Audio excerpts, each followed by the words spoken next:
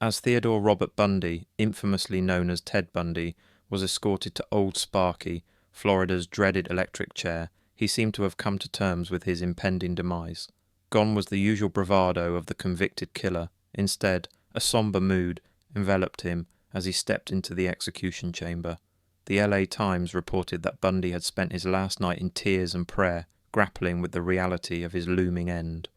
Bundy, a man whose charm ensnared the American public's attention, remained an enigma to many. His biographer, Anne Rule, a former police officer, labelled him a sadistic sociopath who revelled in the agony of others. Yet Rule herself had once been oblivious to the peril he posed when they both volunteered at Seattle's Suicide Hotline Crisis Center in 1971, years before Bundy's initial arrest.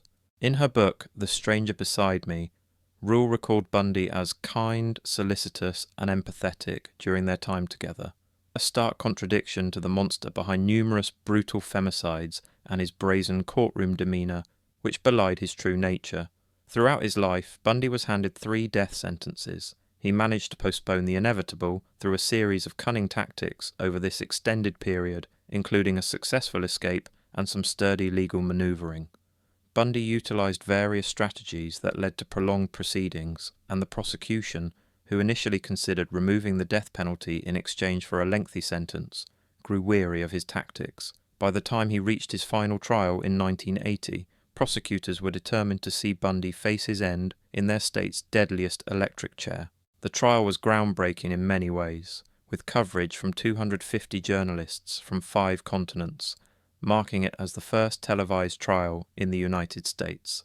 There was a palpable sense of anticipation, as if justice was finally about to be served to Bundy.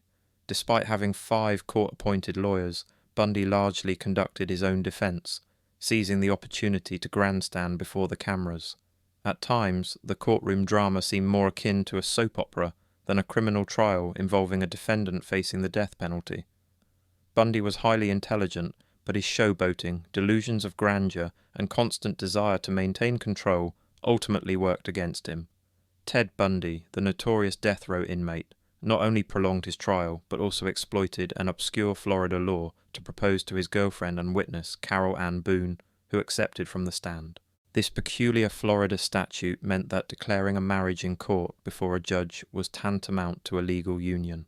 After Boone's acceptance, which left many in disbelief, Bundy declared himself legally wedded in the courtroom, adding another layer of drama to his already sensational trial. As his sentence was delivered, he is said to have stood up and exclaimed, "Tell the jury they were wrong." Bundy's enigmatic nature fascinated the public, leading to a crowd of about 500 people gathering outside the North Florida jail on January 24th, 1989, eager for updates on his fate, while others anticipated news from the press. Choosing to forego his final meal, Bundy was led to the electric chair, where he faced 42 onlookers during the final preparations for his execution. In the moments leading up to his execution, scheduled for around 7:15 p.m., Superintendent Tom Barton asked Bundy for his last words.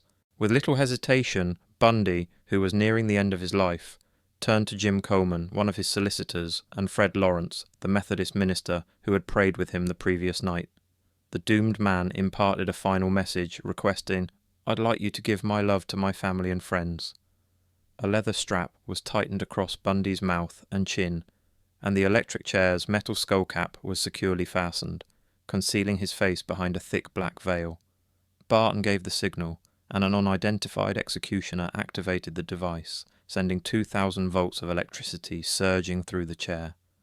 Bundy's body stiffened from the voltage, his hands clenched, and a small plume of smoke rose from his right leg. After a minute, the machine was turned off, and Bundy's body went limp. A paramedic opened his blue shirt to check for a heartbeat, while another man shone a light into his eyes. At 7:16 a.m., it was officially confirmed Ted Bundy was dead. Outside the prison, the crowd erupted in cheers. As the witnesses to Bundy's execution filed out of the facility, they appeared subdued. Some seemed taken aback by the jubilation unfolding before them in the chilly morning air. "Regardless of what Bundy did, he was still a human being," commented Jim Seal, Gulfport, Florida's police chief, who had witnessed the serial killer's execution. Yet even Sewell, still reeling from the shock of witnessing the execution, admitted feeling a profound sense of relief that Bundy was gone. This sentiment resonated across the country, especially among women who now had one fewer ruthless predator to fear in their daily lives.